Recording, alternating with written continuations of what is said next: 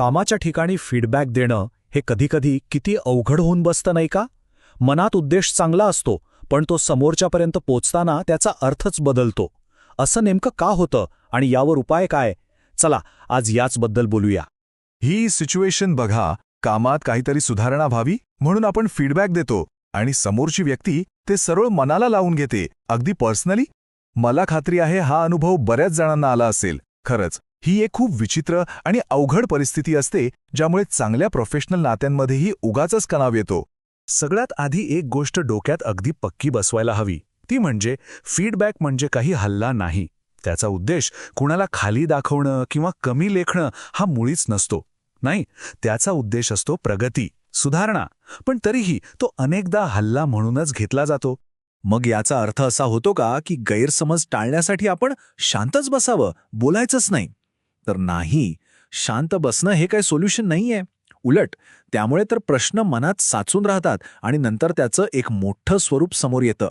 म्हणून योग्य संवाद साधणं हेच महत्वाचं आहे. तर मग हा सगळा संघर्ष, हा सगळा गोंधळ नेमका होतो तरी काय? याचं मूळ दडलंय दोन वेगवेगळ्या दृष्टिकोनांमध्ये.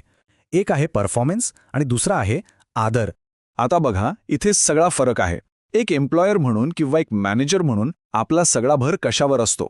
कामाच्या दर्जावर, म्हणजेच परफॉर्मन्सवर. पण दुसरीकडे जो कर्मचारी आहे त्याच्यासाठी काय महत्वाचं असतं? आदर, रिस्पेक्ट.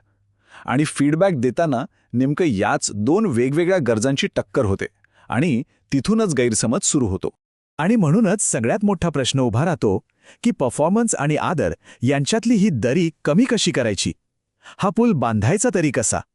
या दोन टोकांना जोडणारा मार्ग कोणता असू शकतो?